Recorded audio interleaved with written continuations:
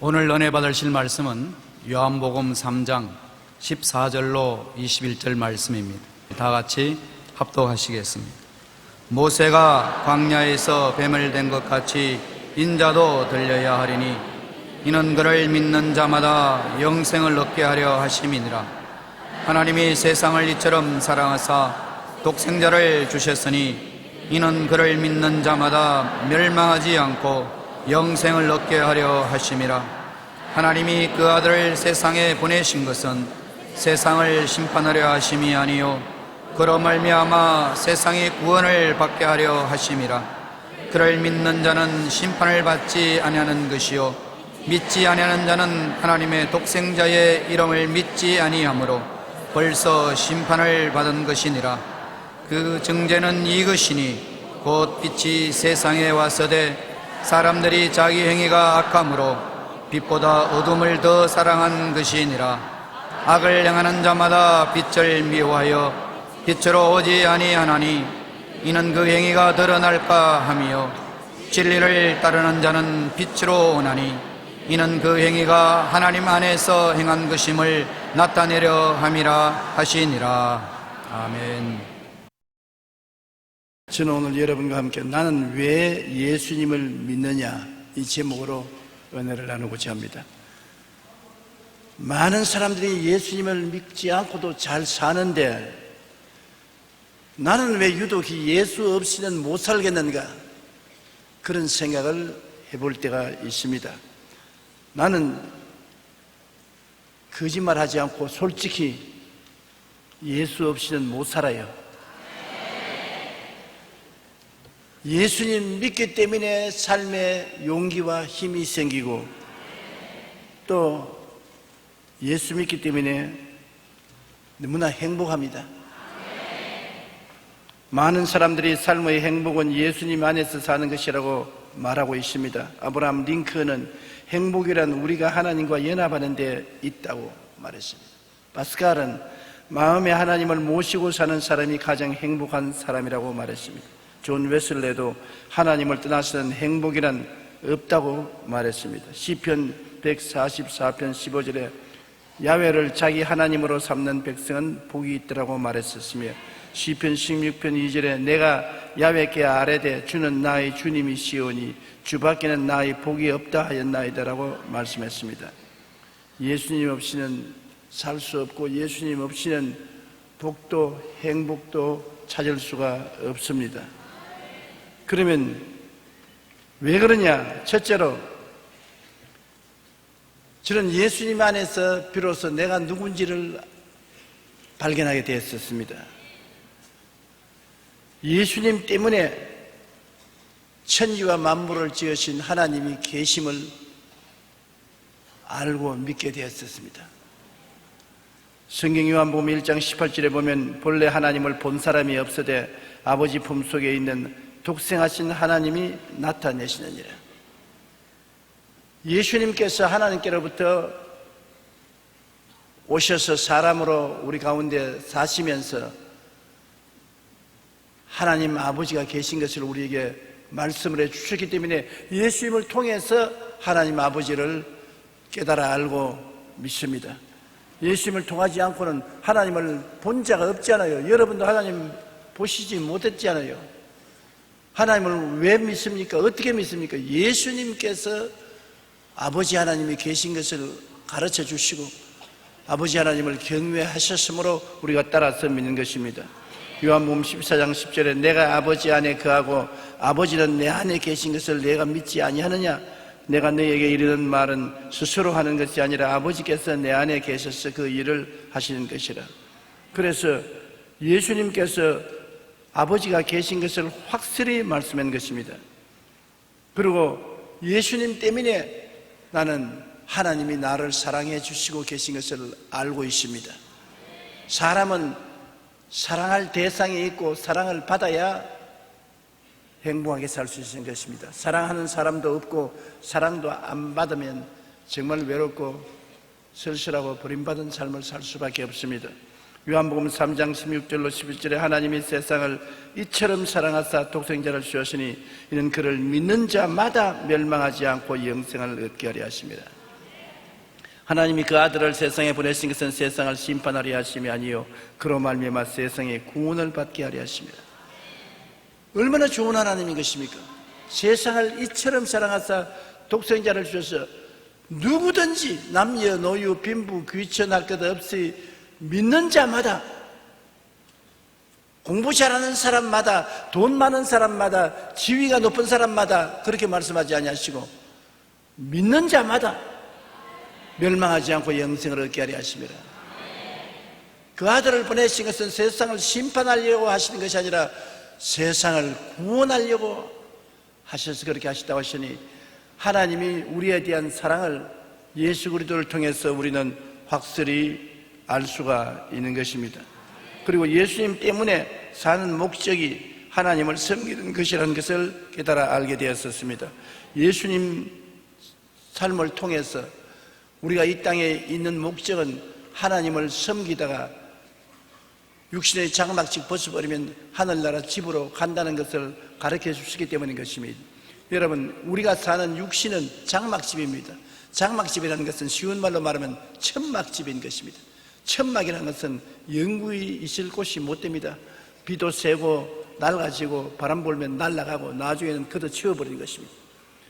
땅에 있는 육신은 장막집이 되어서 언제 거두어 갈지 모릅니다. 그러나 하나님 아버지께서 우리 위해서 천국에는 집을 예비해 놓았던 것입니다. 장막집이 아닌 주택을 예비해 놓은 것입니다. 아름다운 집을 예비해 놓은 것입니다. 천국의 아름다운 영광이란 말로서 표현할 수가 없습니다.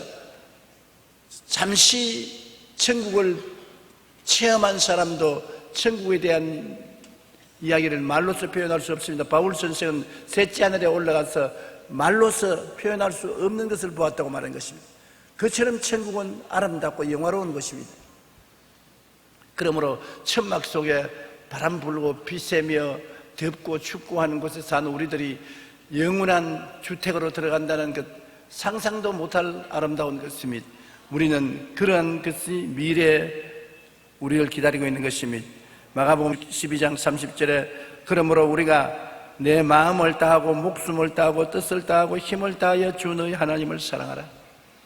하나님께 이처럼 사랑을 받았으므로 전심전력으로 하나님을 사랑하라는 것입니다.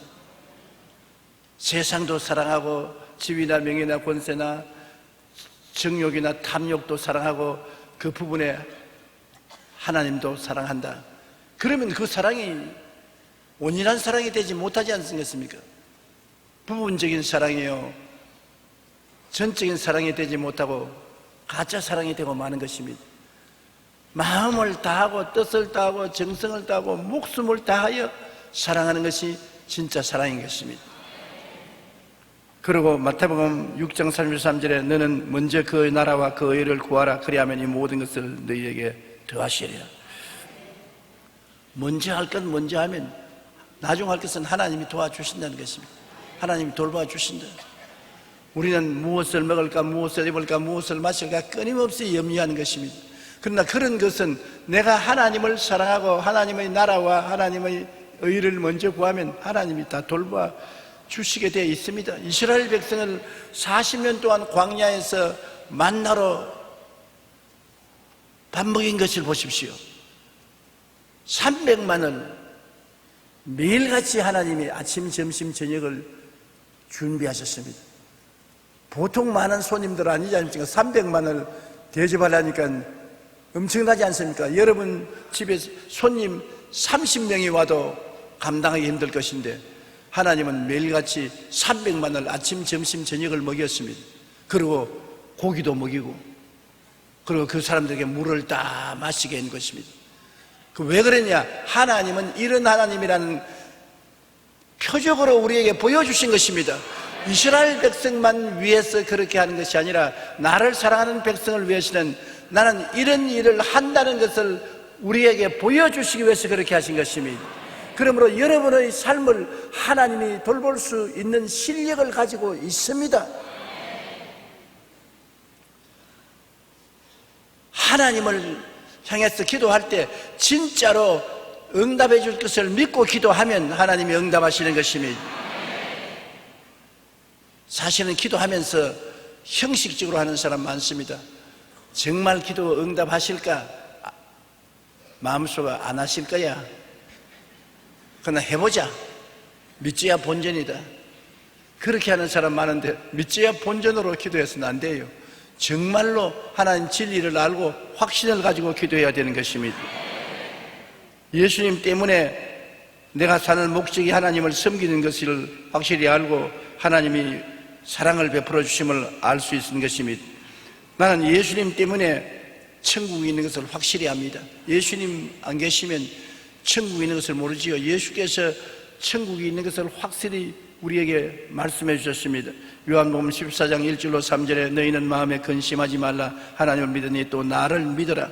내 아버지 집에 거할 곳이 많도다. 그렇지 않으면 너희에게 일렀으리라. 내가 너희를 위하여 거처를 예비하러 가노니 가서 너희를 위하여 거처를 예비하면 내가 다시 와서 너희를 내게로 영접하여 나 있는 곳에 너희도 있게 하리라. 예수님과 함께 있는 거처입니다. 그것이 일반적인 맨션인지 아파트인지 모르겠지만 천국에 아파트는 없을 거예요. 맨션일 것인데 예수님이 같이 있겠다. 그러니 얼마나 좋습니까? 우리 위해서 몸짓고 피 흘려 십자가에서 희생해 주신 예수님은 그 전체가 사랑인 것입니다. 사랑의 예수님을 모시고 함께 살면 얼마나 좋습니까? 여러분, 어제가 무슨 날입니까? 부부의 날이지요. 많은 남편들이 부부의 날인 줄 모르고 있습니다. 잊어버렸어요. 저도 잊을 뻔 하다가 기억을 했습니다. 그러면 부부의 날에는 뭘 해야 되나요? 사랑을 해야 되는 것입니다. 남편은 아내를 사랑하고 아내는 남편을 사랑해야 되는데, 사랑이라는 것은 입술의 말로만 사랑해서는 증명이 되지 않아요. 말로서 사랑합니다 말 얼마든지 할 수 있어요. 돈 안 되니까. 그러나 부부의 날이 다가왔을 때 나 당신 사랑합니다 그 말하면 아내가 속으로 말하겠습니까? 40년이나 같이 살았으면서 입술로 얼마나 그런 말을 많이 해도 증명되지 못했지 않느냐, 그렇게 말할 것입니다. 그럼 증명하려면 뭐냐? 뭘 드려야 돼요. 조금 드려가지고서는 효과가 없어요. 듬뿍 드려야 돼요. 예수님은 우리의 남편인 것입니다.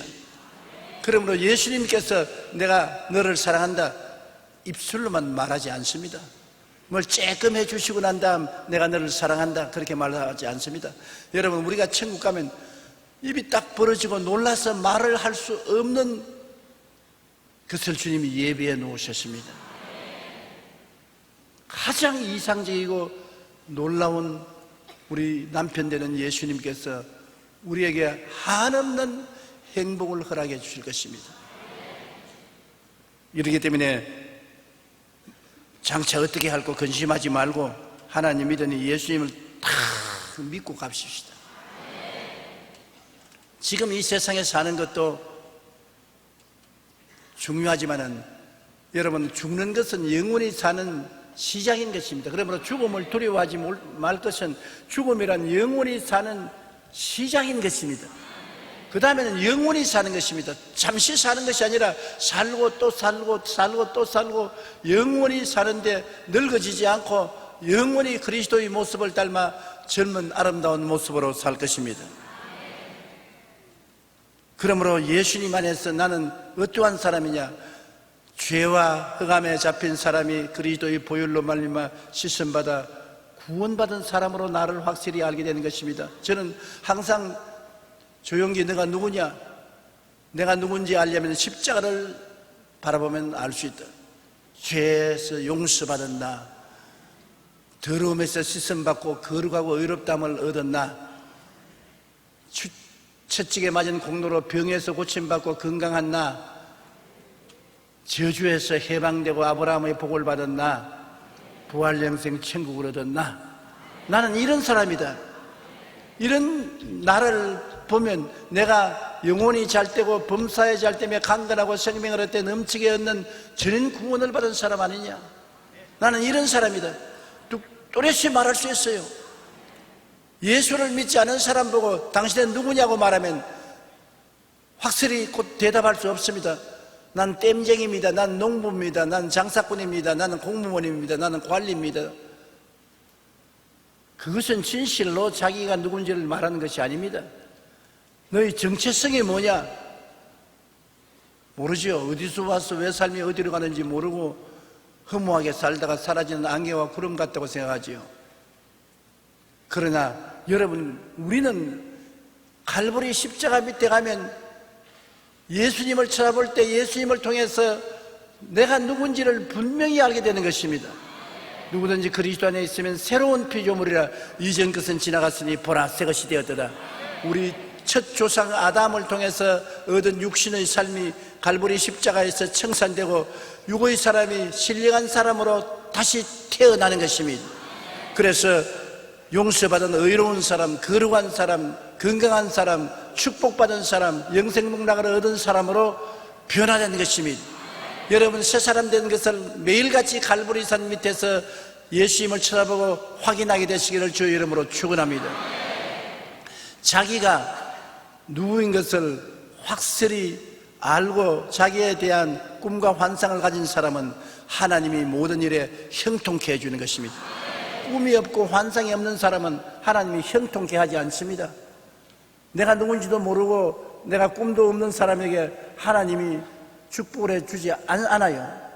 그렇기 때문에 우리는 십자가 밑에 그리스도를 쳐다보고 내가 어디서 와서 왜 삶이 어디로 가는지를 깨닫게 되는 것입니다. 둘째로, 내가 예수 믿는 것은 예수님 안에서 희망과 꿈을 갖게 되기 때문인 것입니다. 사람은 희망과 꿈이 없으면 삶의 의미를 상실하고 마는 것입니다. 이 세상에 가장 중요한 것이 희망인 것입니다. 내일에 대한 희망인 것입니다. 여러분, 우리가 살아가면서 내일에 대한 희망이 있으면 오늘 어떤 고생이시도 참을 수가 있어요. 그러나 내일 희망이 없으면 오늘 살 의미가 없는 것입니다. 희망이 있고 꿈이 있으면 정말 양쪽 날개 다른 것과 같은 것입니다. 훌훌 날아갈 수가 있는 것입니다. 우리가 예수님을 통해서 하나님을 알게 되면 아무리 어렵고 고통스럽고 괴로운 삶을 살아도 그 가운데 희망과 꿈을 가질 수 있는 것은 예레미야 29장 11절에 너희를 향한 나의 생각은 내가 아나니 평안이요 재앙이 아니라 너희에게 미래와 희망을 주는 것이라. 정말로 놀라운 하나님 아니십니까? 우리 함께 이 성경 구절을 소리내어 읽어보십시다. 너희를 향한 나의 생각을 내가 아나니 평안이요 재앙이 아니니라. 너희에게 미래와 희망을 주는 것이라. 어려움을 당하거든 하나님을 찾을 때 아실 것은 어떠한 어려움이 있어도 하나님은 이를 통해 내게 미래와 희망을 주시는 것이지 재앙을 주어서 나를 낭패와 실망케 하려는 것이 아니라는 것을 알아야 하는 것입니다. 예수님을 통해서 하나님은 우리를 재앙에서 건져내 주지 않았었습니까? 이사야 53장 5절에 그가 찔리면 우리의 허물 때문이요 그가 상하면 우리의 죄악 때문이라. 그가 징계를 받으면 우리가 평화를 누리고 그가 채찍에 맞으면 우리는 나음을 입었도다. 우리의 재앙을 예수님이 담당하셨습니다. 그렇기 때문에 우린 예수님 앞에 있을 때 모든 재앙에서 해방되고 미래와 희망을 갖게 되는 것을 알 수 있는 것입니다. 야훼는 나의 피난처요 요새요 의리하는 하나님이라 하리니 이는 제가 너를 새 사냥꾼의 올무에서와 극한 연병에서 건지실 것이미로다. 제가 그 기세로 너를 덮으시리니 내가 그 날개 아래 피하리라. 그의 진실함은 방패와 손방패가 아니니 너는 밤의 놀램과 낮에 흐르는 살과 흑암 중에 행하는 연병과 백주에 황폐케 하는 파멸을 두려워하지 아니하리로다. 천인이 내 곁에서 만인이 내 우편에서 엎드려지나 이 재앙이 내게 가까이 오지 못하리로다. 재앙이 아닙니다. 우리는 이 땅에 살면서 하나님을 모시고 살면 어떠한 어려운 환경 속에서도 내일이 있고 희망이 있습니다. 참으면 내일과 희망이 반드시 다가오는 것입니다. 그렇기 때문에 우리는 예수님 안에서 희망과 꿈을 얻게 되므로 예수님 믿는 것이 그렇게 행복한 것입니다. 우리가 옛사람을 어떻게 벗어버립니까? 내가 죽을 때가 새로 태어나면 좋겠다는 생각을 할 때가 많이 있지 않습니까? 옛사람은 죄를 짓고 불의하고 추악하고 버림을 받아야 마땅한 사람이요, 더럽고 추하고 마귀의 종이 된 사람, 아무리 물로 씻어도 때가 지지 않는 옛사람을 어떻게 하는 것입니까? 예수님께서 내가 돌봐주마, 우리를 덥석 안고 십자가에서 함께 못 박여 죽었습니다. 예수 죽음 내 죽음, 예수 무덤 내 무덤, 예수 부활 내 부활. 우리는 실제로 안 죽었는데 예수님이 우리 이름을 안고서 죽어서 누가 봐도 예수님이 죽은 것이 아니라 우리가 죽은 것이 되어 있는 것입니다. 예수님을 통해서 내가 죽었어요. 내가 옛사람을 청산했어요. 내가 예수를 통해서 부활한 것입니다. 에베소 4장 22절로 24절에 너희는 유혹의 욕심을 따라 썩어져가는 구습을 따르는 옛사람을 벗어버리고 오직 너희 심령이 새롭게 되어 하나님을 따라 의와 진리의 거룩함으로 지으심을 얻은 새 사람을 입어라. 벗고 입는 것입니다. 우리가 실제로 고통당한 것이 아니라 예수님이 다 벗어준 것 우리가 벗어버리고 예수님이 새로 지어진 것 입는 것입니다. 그 속에 희망과 꿈이 넘쳐난 것입니다. 새것이 되는 희망과 꿈을 예수님 안에서 가질 수 있는 것입니다. 우리는 예수님 안에서 용서받은 사람이 되고 거룩하게 되고 예수님 은혜로 치료받고 축복받고 부활 영생 천국을 얻는 사람이 되는 것입니다. 예수님 공로 때문에 되는 것입니다. 내 힘으로 되는 것 아닙니다. 전적으로 믿음으로 말미암아 그 은혜를 인하여 되는 것입니다. 에베소 4장 22절도 그렇지만 고린도후서 5장 17절 누구든지 남녀노소 빈부 귀천할 것 없이 예수 그리스도 안에 있으면 새로운 피조물이에요. 이전 것은 지나갔으니 보라 새 것이 되었도다. 여러분 보세요. 여러분 예수 안에서 새 것입니다. 죄가 용서받은 의로운 사람인 것입니다. 더러움이 씻어진 거룩한 사람인 것입니다. 옛날에는 병이 와서 여러분 들어붙고 병이 여러분을 물고 찢고 하지만은 하나 아십시오. 병의 주인은 누구냐? 마귀입니다. 귀신이 여러분 몸에 강제로 쳐들어와서 점령을 했는데 그 귀신이 점령하고 난 다음 자기 성품을 나타내는데 폐병 귀신은 폐병으로 나타나고 암의 귀신은 암으로 나타나고 관절염의 귀신은 관절염으로 나타나고 그 귀신이 자기 모습을 드러내는 것입니다. 보이는 것은 나타난 것으로 말미암아 된 것이 아닙니다. 암은 암 자체가 암이 된 것이 아니라 암의 귀신이 들어와서 암의 집을 지은 것입니다. 암 귀신이 암의 집을 짓고 폐병의 귀신이 폐병을 집을 짓고 관절염의 귀신이 들면 관절염을 짓습니다. 그러면 우리가 그것을 자꾸 집을 허물어뜨리려고 약을 먹고 주사를 맞고 수술도 하는데 그보다 먼저 우리가 신앙적으로는 주인을 쫓아내버리면 집이 없어지는 것입니다. 그러므로 나사렛 예수 그리스도 이름으로 명하노니 너희 암의 귀신은 물러가라, 폐병은 물러가라, 관절염은 물러가라고 대항하는 것은 그 때문인 것입니다. 너희가 내 이름으로 귀신을 쫓아내미라고 말했니. 주인이 쫓겨나가면 주인이 살던 집은 허물어지고 마는 것입니다. 그러므로 여러분 병이 들었을 때 예수 이름으로 귀신을 쫓아내십시오. 저항을 하십시오. 오늘날 너무나 많은 사람들이 병이 다가왔는데 저항을 안 합니다. 아이고 아파라, 아이고 고통스럽다, 아이고 괴롭다. 그거는 귀신에 대한 환영사입니다. 너 성공했다. 네가 와서 정말 성공을 했기 때문에 내가 이렇게 아프다, 내가 죽을 고생이다, 너 정말 훌륭하다. 그게 있습니다. 마귀를 대적하라. 그래야만 제가 너를 피하리라. 이 귀신아 물러가라. 이 관절염의 귀신아 물러가라. 이 고혈압의 귀신아 물러가라. 이 당뇨병의 귀신아 물러가라. 이 심장병의 귀신아 물러가라. 이 어지럼증의 귀신아 물러가라. 강제로 들어와서 점령한 놈이 한두 번 말한다고 물러가겠어요? 100번이고 1000번이고 명령을 하라고요. 예수 이름으로 명하노니 물러가라. 안 물러갑니다. 왜냐하면 갈 데가 없으니까 귀신이 여러분을 집을 삼고 들어왔으니까 강제로 점령하고 있어요. 그러나 여러분 강제로 물리쳐야 돼요. 세례 요한 때부터 지금까지 천국은 침노를 당하나니 침노하는 자가 빼앗나니라. 침노란 것은 나팔 불고 북치며 걸어가는 것이 침노가 아닌 것입니다. 총을 쏘고 창을 찌르고 정직격적으로 들어가는 것이 침노입니다. 마귀와 싸움은 결심을 해야 되는 것입니다. 뒤로 물러가면 안 됩니다. 각오하고 싸워야 되는 것입니다.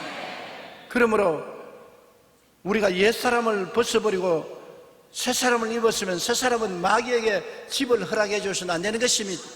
우리는 완전히 병에서 해방되고 건강하게 살 꿈과 희망을 가지고 있는 것입니다. 귀신들 참 흉악합니다. 많은 성도들이 귀신에게 점령당하여 고통당하고 있는데 제발 물리쳐야 돼요. 저는 귀신이 점령해서 병을 가져온다는 것을 오래전부터 알고 있었으나 깨닫지를 못했습니다. 아는 것하고 깨닫는 것하고는 틀려요. 알고 있으면서도 안 깨달으니까 별로 실천을 안 했어요. 그러나 그 다음 하나님께서 제게 하루 기도하는데, 야, 병이 오면은 병의 집주인은 귀신인데 귀신이 집주인이라는 것을 알면서 왜 너 그만두느냐?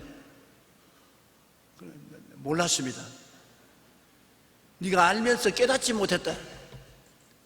깨달으면 이제부터 싸우라.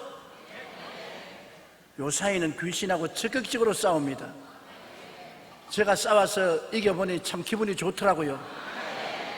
여러분도 싸우십시오.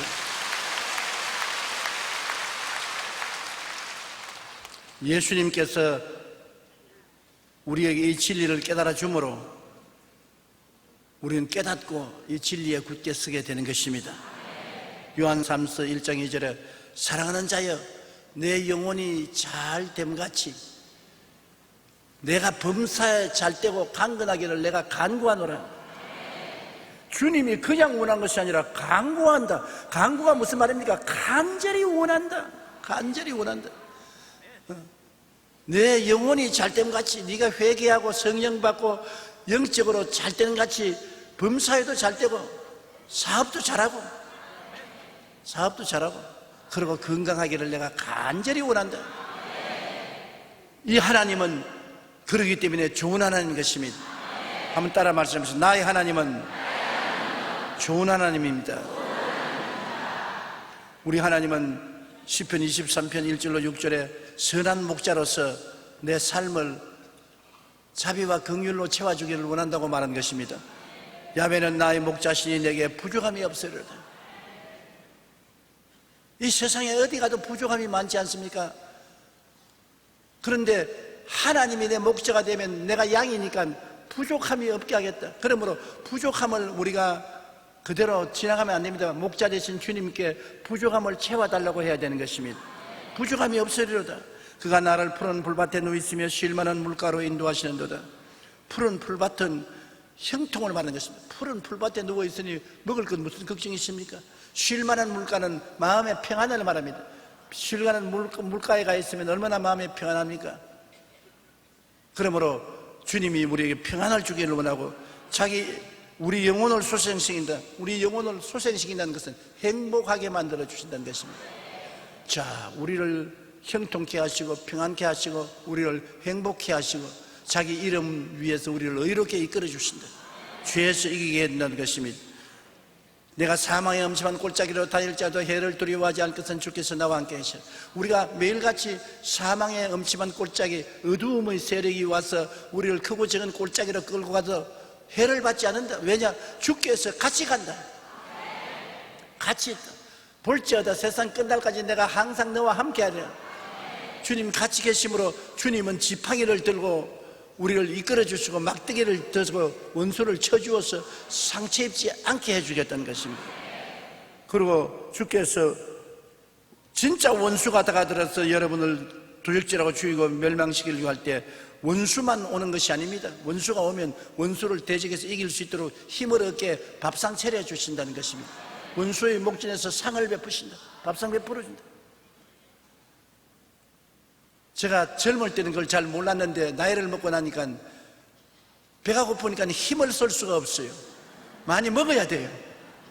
그러므로 집회에 나갈 때는 먹으려고 애를 씁니다. 주여 먹게 하여 주시옵소서. 왜냐? 집회에 나가는데 설교 반쯤 하다가 배가 텅 비면 소리가 안 나와요. 배가 불러야 소리가 나오는 것입니다. 그러므로 먹어야 힘이 있어 집회를 할 수 있는데, 여기 싸움으로 싸우는 것입니다. 먹어야 싸울 수 있다. 원수가 오면 목전에서 우리에게 진수성찬 차려주어서 힘을 얻게 만들어주신다. 그래서 원수 앞에서 하나님이 진수성찬 차려주시고 성령의 기름을 부어서 잔이 넘치게 해주신다. 결국 원수가 오는 것은 우리가 삶에 잔이 넘치게 해주기 위해서 오는 것과 같은 것입니다. 여러분, 예수 믿는 사람은 원수가 와도 손해만 보는 것이 아닙니다. 원수가 오면 좀 괴롭고 고통스럽지만 그 결과로 하나님의 손길을 체험합니다. 밥상 차려주시고 여러분의 인생에 잔이 넘치게 해주는 것입니다. 잔이 넘친다는 것은 만족을 말하지 않습니까? 합동하여 유익을 이루어지는 것입니다. 원수가 오면 축복도 오는 것입니다. 그러므로 여러분, 하나님은 여러분이 복 주시는 하나님이라는 꿈을 놓치면 안 되는 것입니다. 어떠한 원수가 와도 여러분 속으로는 하나님은 나에게 결국 복을 주신다. 요셉이 보십시오. 형들에게 빨가벗겨서 종으로 팔렸죠. 그리고 보디바르의 집에 종이 되었죠. 그 안에 참소를 받아서 감옥에 들어갔죠. 사사건건이 안 되는 것만 있었는데 나중에 그 길이 애굽의 국무총리가 되는 길이었었습니다. 잔이 넘치지 않습니까? 이스라엘의 위대한 지도자가 됐지 않았습니까? 모든 고통이 나중에 보니까 결국 잔이 넘치게 하는 길로 이끌어가더라. 사람들은 요셉을 고통 주고 괴로움을 주고 죽이려고 했지만은 그 도모가 다 결국에는 요셉에게 잔이 넘치게 되고 축복이 되고 말았다. 여러분에게 그리스도가 같이 계시고 하나님을 의지하면 다가오는 모든 시련과 환난과 고통이, 두고 보세요, 나중에 잔이 넘치게 만드는 수단이 되고 마는 것입니다. 따라 말씀하시죠. 고통은 그 후에 큰 축복을 가져온다. 거짓말 아니에요. 여러분, 괜히 내가 꿰려고 이런 소리 하는 거 아닙니다. 사람이란 오랜 세월을 살아보면서 신앙을 체험하면 더 큰 소리 할 수 있는 것입니다. 저는 체험했으니까요. 한두 번 체험하지 않았습니다. 그렇기 때문에 오늘날은 원수가 오고 고통이 다가오면 또 진수성찬 차리고 잔이 넘치게 하려고 오는구나. 그러므로 꿈을 버려서는 안 되는 것입니다. 여러분을 형통하게 하시고 평안하게 하시고 행복과 기쁨을 주시는 것이 하나님이 원하시는 것입니다. 민수기 6장 24절로 26절 우리 다 같이 한번 읽어보십시다. 야훼는 내게 복을 주시고 너를 지키시기를 원하며, 야훼는 그의 얼굴을 내게 비추사 은혜 베푸시기를 원하며, 야훼는 그 얼굴을 내게로 향하사 평강 주시기를 원하노라. 복을 주시고 은혜를 주시고 평강을 주시는 하나님이시니 얼마나 좋습니까? 우리가 세상을 살아가는 동안에 어떠한 원수가 다가와도 크고 작은 원수를 결국 주님이 책임져 주시는 것입니다. 성경에 원수 갚는 것이 내게 있으니 내가 갚으리라고 말씀하셨고, 하나님이 우리를 위하시면 누가 우리를 대적하리요라고 말하는 것입니다. 우리 하나님은 우리 부모와 같이 결국 선하시고 인자하십니다. 로마서 8장 28절에 우리가 알거니와 하나님을 사랑하는 자 그 뜻대로 부르심을 입은 자들에게는 모든 것이 합동하여 선을 이루나니라. 좋게 돼요. 좋은 하나님 모시고 있으니 좋게 돼요. 하나님이 하시는 일은 다 좋게 하시는 것입니다. 요한복음 10장 10절로 11절에 내가 온 것은 양으로 생명을 얻게 하고 더 풍성히 얻게 하려는 것이라. 나는 선한 목자라. 선한 목자는 양들을 위하여 목숨을 버린다. 우리 예수 믿는 사람이 풍성한 삶을 주님께로부터 받는 이유는 이를 위해서 예수님이 목숨까지 버린 것입니다. 목숨까지 버려서 여러분을 풍성한 삶으로 이끌기를 원하시는 것입니다. 셋째로, 우리가 예수님을 알므로 예수님을 믿고 차원 높은 삶을 살 수가 있는 것입니다. 감각적이고 이성적이고 체험적인 물질 세계를 뛰어넘는 믿음의 세계에 살 수가 있는 것입니다. 안 믿는 사람은 믿음의 세계를 몰라요. 죽음은 그뿐이라고 생각하는 것입니다. 영국의 세계적인 물리학자인 홉킨스 박사도 이번에 신문에 발표하기를 사람이 죽으면 컴퓨터가 꺼지는 것처럼 뇌가 죽으면 아무것도 없이 죽어버리고 없는 것이지 뭐가 있느냐, 그렇게 모른다고요. 그러나 예수를 믿고 구원을 받으면 믿음의 세계가 있는데 믿음으로 말미암아 우리 운명을 바꾸고 이끌어갈 수 있는 것입니다. 성경은 말합니다. 내 믿은 대로 될지어다. 그러므로 이제 보십시오. 많은 사건을 믿음으로 변화시킬 수 있는 것입니다. 여러분의 환경을 주님을 믿음으로 말미암아 선하고 아름답고 귀하게 변화시킬 수 있는 것입니다. 그냥 내버려 놓으면 험하고 고통스럽고 괴로울 것인데도 불구하고 믿으면 하겠네, 믿으면 변화가 다가오는 것입니다. 그러므로 우리 각 사람에게 분량대로 믿음을 나누어 주셨는데 믿음을 왜 사용하지 않습니까? 사용하면 내가 달라지고 내 환경이 달라지는 것입니다. 운명이 달라지는 것입니다.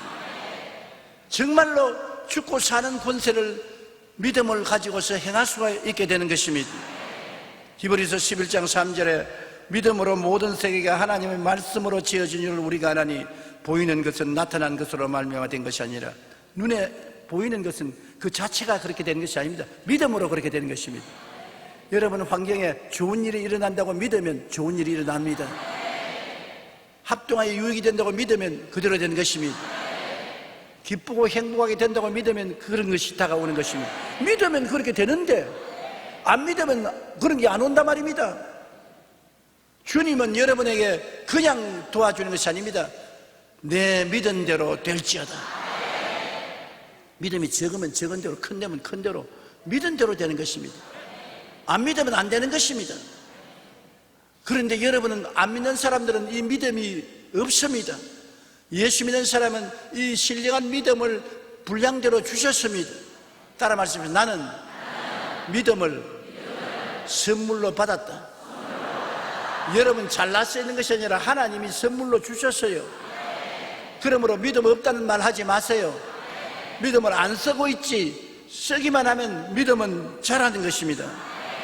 히브리서 10장 38절에 나의 의인은 믿음으로 말미암아 살리라. 또한 뒤로 물러가면 내 마음이 그를 기뻐하지 아니하리라. 믿음이란 없는 것을 있는 것 같이 바라보고 믿는 것을 말합니다. 없는 것을 있는 것 같이 믿으세요. 나는 영혼이 잘 된다고 믿으십시오. 지금 없는데도 그렇게 믿으십시오. 그럼 그대로 된다고요. 범사에 형통한다고 믿으십시오. 믿으면 그래 된다고요. 나는 강건하게 된다고 믿으십시오. 그러면 그대로 된다고요. 믿고 생각하고 꿈꾸고 말하세요. 그러면 그대로 된다고요. 믿음과 생각과 꿈과 말은 함께 가는 것입니다. 내가 믿으면 그렇게 생각하게 되고 그렇게 꿈꾸게 되고 그렇게 말하게 돼요. 그러므로 믿음은 놀라운 능력을 여러분 인생을 변화시켜서 내일은 오늘보다, 다음 달은 근본들보다, 명년은 금년보다 나아진 삶을 살 수가 있습니다. 안 된다, 못한다, 할 수 없다 그렇게 생각하면 그대로 돼요. 된다, 할 수 있다, 변화된다 믿으면 그대로 돼요. 왜? 예수님께서 오셔서 우리 앞에 보여주었잖아요. 나사로가 죽어서 무덤에 들어간 지 나흘이 됐어요. 썩은 냄새가 납니다. 그대로 두면은 썩어서 살은 다 흙이 되고 뼈다귀만 남습니다. 누가 그 환경을 변화시킬 수 있습니까? 그대로 내버려 두면 그렇게 돼요. 그런데 예수님이 오셔서 마르다야 무덤 문을 열어놓아라. 마르다, 우리 오라버니가 죽은 지 나흘이 되어 썩은 냄새가 나나이다. 뭐라고 말했습니까? 그 운명을 바꿀 수 없다고 마르다는 말할 때 예수님이 마르다라고, 마르다야 내가 하나님을 믿으면 영광을 보리라 하지 않았냐? 믿으면 영광을 보고 안 믿으면 영광을 안 봅니다. 여러분 생애에도 믿으면 하나님의 영광이 나타나고 안 믿으면 영광이 안 나타나는 것입니다. 너무나 귀한 보배를 가지고 있으면서 안 쓰니까 문제지. 안 쓰니까 문제예요. 오늘 또 주님 여러분 말씀입니다. 내가 하나님을 믿으면 하나님의 영광을 보리라. 마르다가 믿고 무덤 문을 올겨놓으니까 나사로야 나오라, 살아남았습니다. 환경과 운명이 변화되고 말았지 않습니까? 감각적이고 현실적인 마귀의 공격 속에 살면 우리는 실패하고 패배하고 마는 것입니다. 두려움은 믿지 않기 때문에 오는 것인데 마귀의 텃밭입니다. 두려워하면 마귀가 춤추고 돌아오는 것입니다.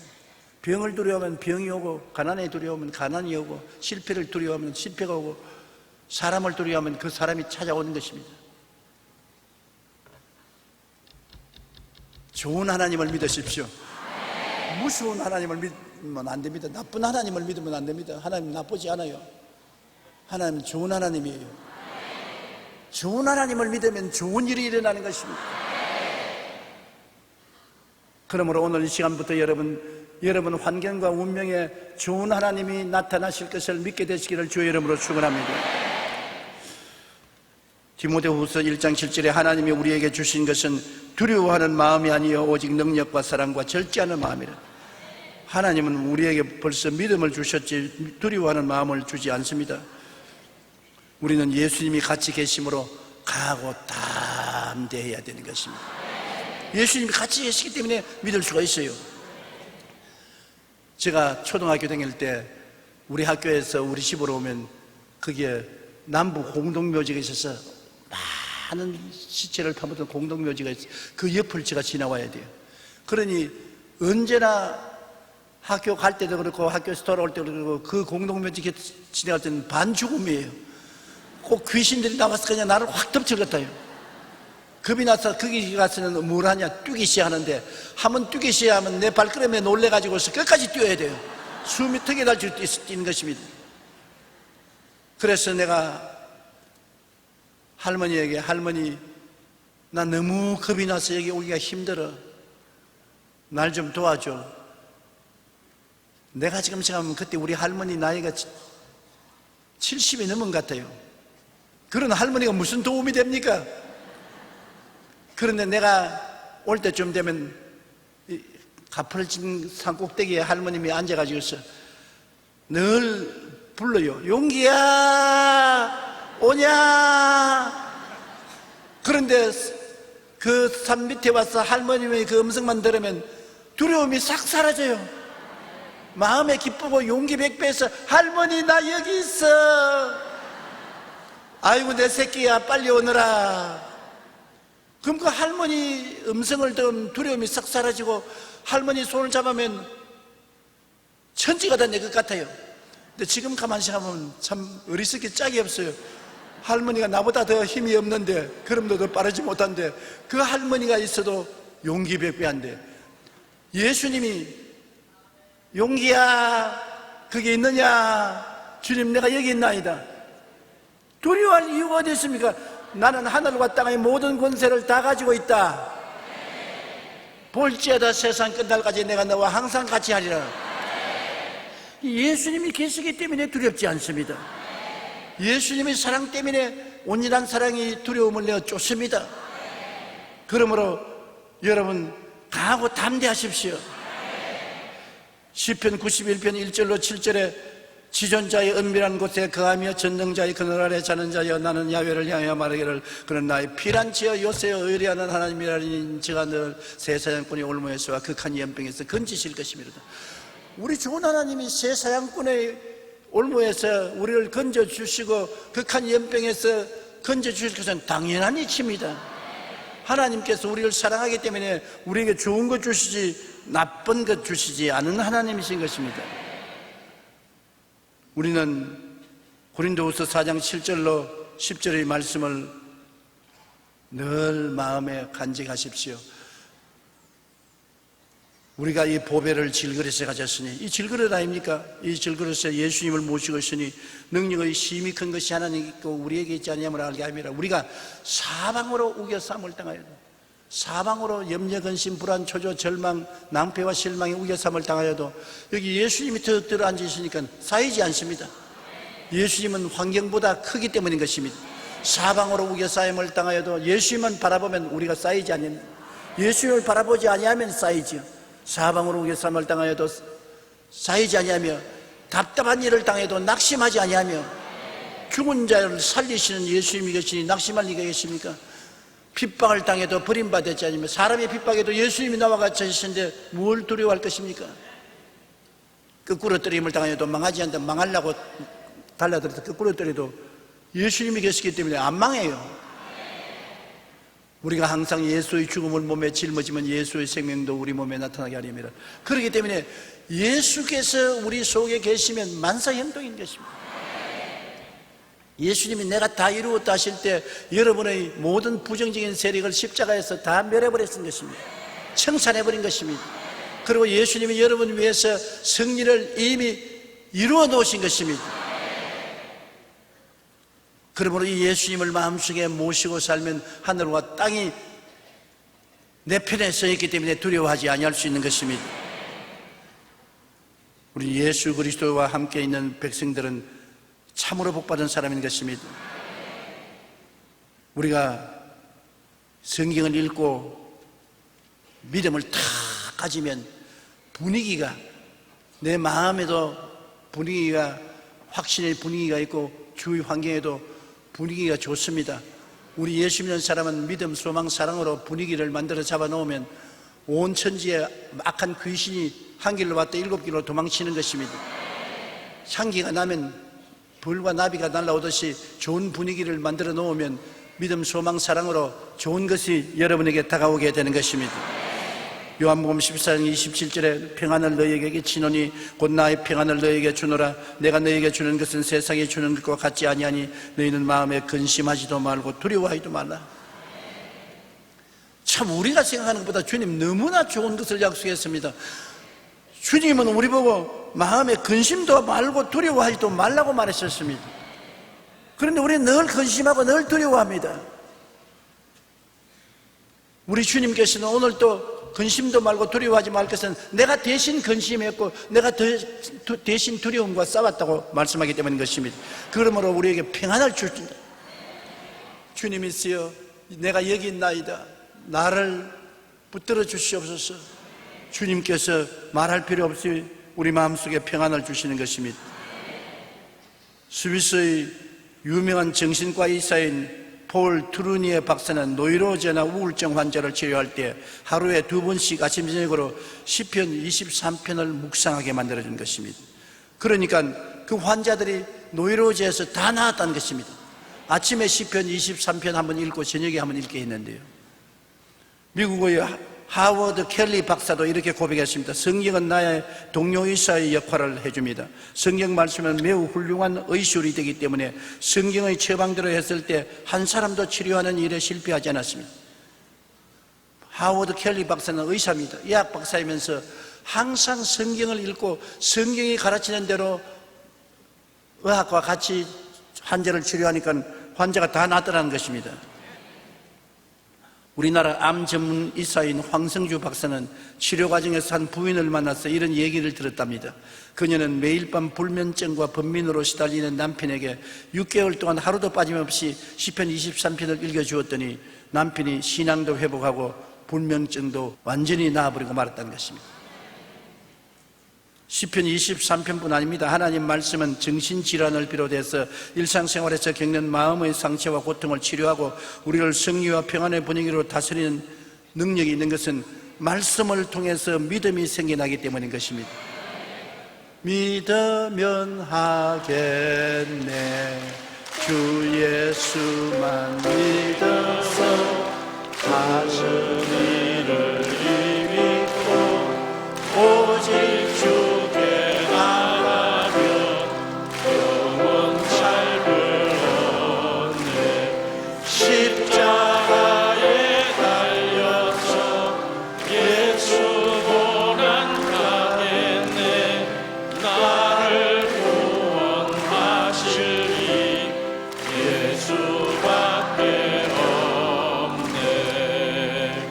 람마카이야 라시키야라바 코이 니키야라바 샤칸나리야라바 사타리 니야라바 캄마 카이야라바 시야라바 코이.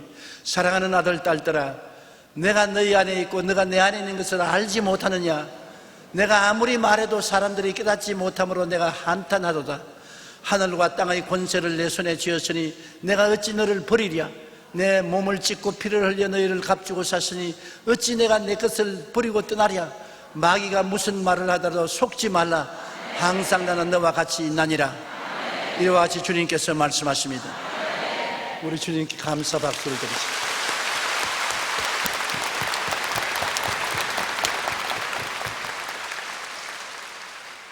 예수님이 내 마음에 계심으로 나는 사는 이유도 알고 내일의 희망과 꿈도 예수 때문에 가질 수 있고 강하고 담대하게 창조적인 믿음으로 마음과 환경을 다스릴 수 있고 예수님이 내 모든 것이 다 되심으로 얼마나 감사한지 알 수가 없습니다.